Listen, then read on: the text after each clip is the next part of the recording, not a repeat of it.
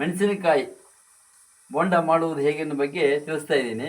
ಈಗ ಹಿಟ್ಟು ಕಲಿಸ್ಕೊಳ್ತಾ ಇದ್ದೀನಿ. ಈ ಬಾಣಲಿಗೆ 1.5 ಲೋಟ ಕಡಲೆ ಹಿಟ್ಟು, 1/4 ಲೋಟ ಆಗುವಷ್ಟು ಅಕ್ಕಿ ಹಿಟ್ಟು, 3/4 ಚಮಚ ಪುಡಿ ಉಪ್ಪು, ಅರ್ಧ ಚಮಚ ಅಜ್ವಾನ ಅಥವಾ ಓಂಕಾಳು, 1 ಚಮಚ ಜೀರಿಗೆ ಕೈಯಲ್ಲಿ ಚೆನ್ನಾಗಿ ಪುಡಿ ಮಾಡಿ ಹಾಕೋಬೇಕು. 1/4 ಚಮಚ ಹಸಿಮೆಣಸಿನ ಪುಡಿ, 1/4 ಚಮಚ ಅರಿಶಿನ ಪುಡಿ, ಒಂದು ಸ್ವಲ್ಪ ಇಂಗು, ಇದನ್ನೆಲ್ಲ ಚೆನ್ನಾಗಿ ಮಿಕ್ಸ್ ಮಾಡ್ಕೋಬೇಕು.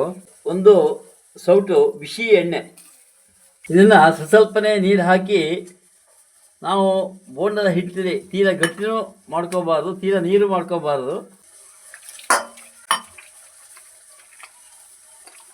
ಈಗ ಹಿಟ್ಟು ಸಿದ್ಧವಾಗಿದೆ ನೋಡಿ. ಇದು ತೀರಾ ಗಟ್ಟಿನೂ ಅಲ್ಲ, ತೀರಾ ನೀರು ಅಲ್ಲ, ಹದವಾಗಿ ಕಲಿಸ್ಕೊಂಡಿದ್ದೀವಿ. 1-2 ಚಿಟಿಕೆ ಆಗುವಷ್ಟು ಅಡಿಗೆ ಸೋಡಾ.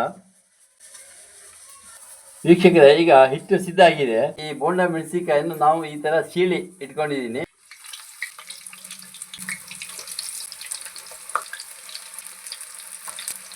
ಮೆಣಸಿನಕಾಯಿ ನೋಡಿ ಈ ಥರ ಇಟ್ಕೋಬೇಕು. ಒಂದು ಕಡೆ ಮೆಣಸಿನಕಾಯಿ ಅದು ಕಾಣಬೇಕು, ಅದು ಚೆನ್ನಾಗಿ ಬೆಂದು ಗರಿ ಆಗಬೇಕು. ಅದು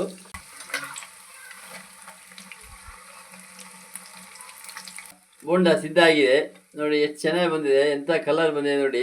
ಇದು ನಾನು ದೊಡ್ಡ ಉರಿಯಲ್ಲಿ ಒಂದು 10 ನಿಮಿಷ ಬೇಯಿಸ್ಕೊಂಡಿದ್ದೀನಿ ನೋಡಿ. ಅತ್ಯಂತ ರುಚಿಕರವಾದ ಮೆಣಸಿನಕಾಯಿ ಬೋಂಡ ಸಿದ್ಧವಾಗಿದೆ.